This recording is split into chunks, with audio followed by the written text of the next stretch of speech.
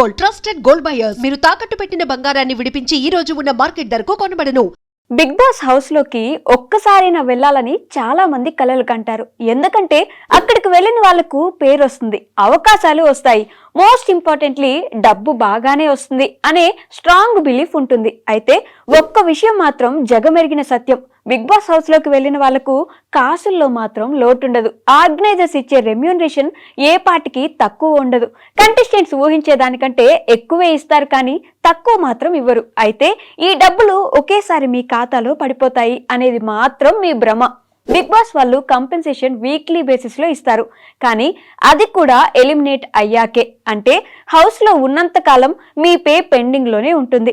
Eliminate అయిన వారం నుంచి నెల రోజుల్లోపు మొత్తం రెమ్యూనరేషన్ లో 80% కంటెస్టెంట్స్ కి చెల్లిస్తారు. మిగిలిన 20% మాత్రం కొన్ని అగ్రిమెంట్ కండిషన్లను బేస్ చేసుకొని టైం బేసిస్ గా వస్తుంది. అది కాకుండా ఒక్కొక్క కంటెస్టెంట్ కి ఒప్పందం దాదాపు 1 నుంచి 3 సంవత్సరాల వరకు ఉంటుంది. అంటే మొత్తం డబ్బు చేతికి రావడానికి కొంత టైం పడుతుంది. ఈ సీజన్ లో ఇంకొక పెద్ద ట్విస్ట్ ఏంటంటే అగ్ని పరీక్ష. ఈసారి బిగ్ బాస్ వాళ్ళు షో ప్రారంభానికి ముందు అగ్ని పరీక్ష పేరుతో ఓ ఆడిషన్ రౌండ్ నిర్వహించారు. ఆ రౌండ్ గెలిచిన 6 మంది సామాన్యులకు ఆర్గనైజర్స్ దిమ్మ తిరిగే డీల్ ఇచ్చారు.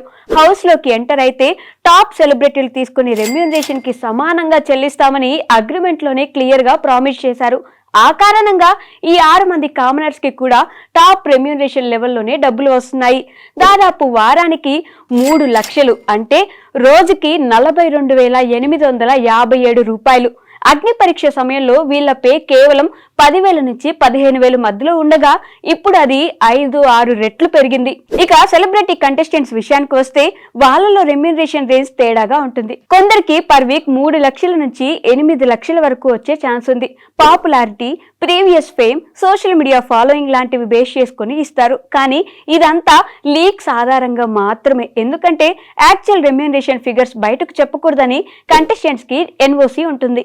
అందుకే వాళ్ళు బయటికి బాగానే ఇచ్చారు అంటారు, కానీ ఎంత ఇచ్చారో ఫిగర్ చెప్పరు. ఇక హోస్ట్ నాగార్జున విషయానికి వస్తే రిపోర్ట్స్ ప్రకారం ఆయన ఈ సీజన్ కి దాదాపు 30 కోట్ల నుంచి 35 కోట్ల వరకు రెమ్యూనరేషన్ తీసుకున్నట్టు తెలుస్తుంది.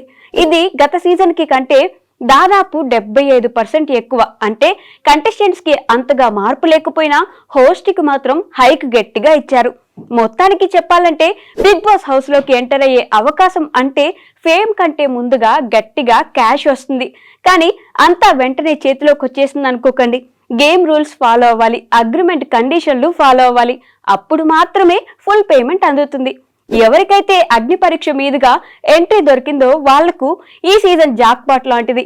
హౌస్ లోకి అడుగుపెట్టిన వారం నుంచే వాళ్ళ లైఫ్ సెట్ కాకపోయినా మంచి కలెక్షన్ అందుకోవడం షురూ అయిపోయింది. And for more videos, please subscribe to iDream. Please subscribe to iDream. Please subscribe iDream. And please subscribe to iDream.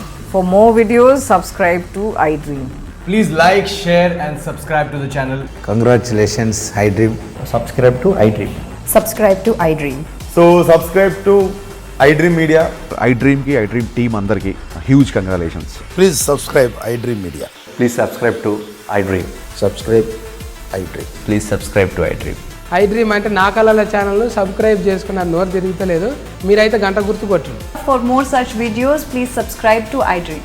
Subscribe to iDream. Please subscribe to iDream. Please subscribe iDream Media. Please do subscribe to iDream. Please subscribe to iDream Media. For best entertainment and information, please subscribe iDream. And don't forget to subscribe to iDream.